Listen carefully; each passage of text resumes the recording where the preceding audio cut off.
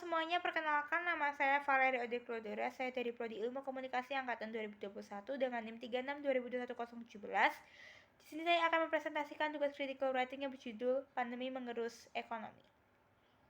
Pandemi COVID-19 di negara Indonesia sudah terjadi selama kurang lebih 2 tahun dan mengalami 4 gelombang. Selama pandemi ini ada, ekonomi masyarakat bahkan negara Indonesia tentunya menurun drastis. Pemerintah Indonesia terutama Pak Jokowi terus berupaya agar ekonomi naik kembali seperti semula. Pak Jokowi berkata, jika pandemi tak bisa dikendalikan, ekonomi akan turun dan terpuruk. Pada mulanya, saat pandemi masuk ke Indonesia, masyarakat Indonesia menganggapnya hanya seperti virus influenza biasa dan mengabaikannya. Lalu pada tanggal 2 Maret 2020, Jokowi mengumumkan pertama kali penduduk Indonesia terkena virus COVID-19. Pada saat itu pun masyarakat Indonesia mulai menganggapnya serius dan tak lama, kasus penduduk yang terkena COVID-19 pun mulai meningkat serta banyak sekali yang meninggal dunia. Pada kuartal 1 COVID-19, ekonomi negara Indonesia belum menurun drastis. Lalu pada kuartal 2 pun, ekonomi negara Indonesia masih berada dalam posisi yang sangat aman.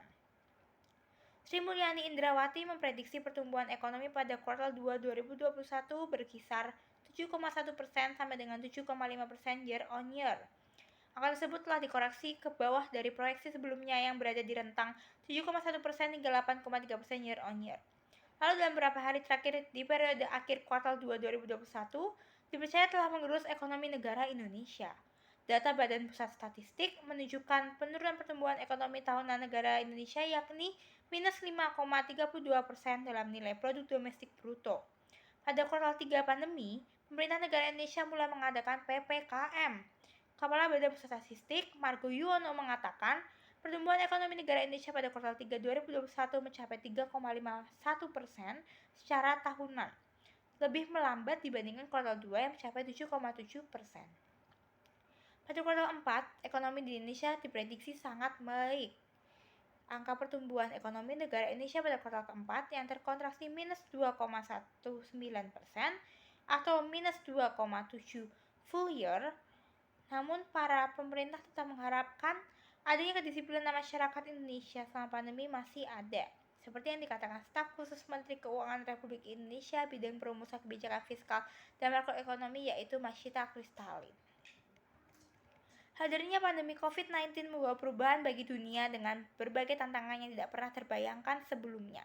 Tidak hanya para pengusaha dan pedagang saja yang mengalami ketidakpastian ekonomi, COVID-19 juga menciptakan ketidakpastian ekonomi yang memukul berbagai sektor industri.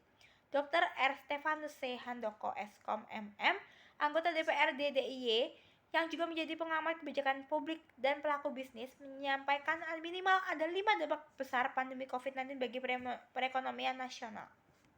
Maka dari itu, kita sebagai masyarakat Indonesia harus pintar dalam mengatur keuangan, terlebih di masa pandemi ini. Ada banyak sekali cara kita dalam mengatur keuangan di saat pandemi. Di antaranya yaitu yang pertama, dengan mempersiapkan dana darurat.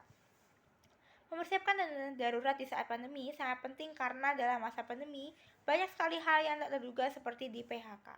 Jika ada dana darurat yang cukup, kita tidak akan kehilangan aset dan terpaksa berhutang. Dengan adanya dana darurat, kita juga dapat jaminan agar sewaktu-waktu ada hal yang tak terduga, kita tidak panik.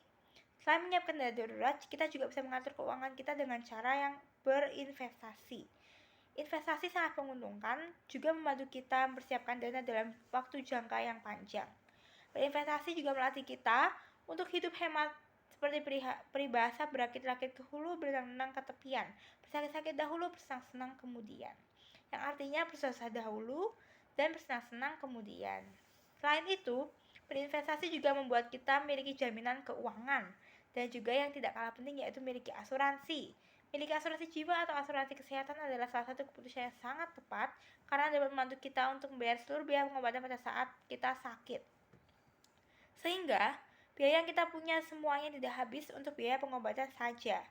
Asuransi ini juga sangat diperlukan dalam masa pandemi karena dapat digunakan sebagai dana darurat pada saat kita sakit. Membuat kita juga tidak perlu mengotak-atik dana darurat yang kita punya karena dana darurat bisa digunakan untuk kebutuhan lain dan jika kesehatan kita sudah ada yang mengcover, yaitu asuransi. Seperti pada saat pandemi ini, jika kita tidak mempunyai asuransi kesehatan dan suatu hari kita terkena penyakit dan tertular virus COVID-19, mungkin uang yang kita tabung bertahun-tahun akan segera habis. Obat-obatan yang perlu dikonsumsi pada saat terkena penyakit ini sangatlah mahal. Maka dari itu, asuransi sangatlah penting, terlebih lagi untuk asuransi kesehatan. Kita pasti berharap diberi kesehatan, tapi jika sakit pun adanya asuransi sangat membantu untuk kedepannya. Terakhir, untuk bisa mengatur keuangan kita di masa pandemi, kita harus bisa belanja sesuai kebutuhan. Yang artinya kita belanja apa yang kita perlukan saja dan menyampaikan keperluan pribadi yang tidak penting atau hanya memenuhi keinginan kita. Sifat hedon dalam berbelanja bukanlah pilihan yang bagus di situasi pandemi seperti sekarang ini. Selain menghabiskan uang untuk yang tidak penting, sikap hedon mengarahkan kita untuk tidak mensyukuri apa yang kita punya. Sikap hedon juga dapat merugikan orang lain di sekitar kita. Belanja sesuai kebutuhan sangat berpengaruh besar dalam pandemi ini, karena selain membantu kita untuk berhemat, belanja sesuai kebutuhan juga mengajarkan kita untuk menggunakan uang seperlunya saja dan juga memulihkan ekonomi kita di Indonesia yang sedang kurang baik akibat pandemi COVID-19. Sekian dan terima kasih presentasi dari saya. Mohon maaf apabila ada salah-salah kata.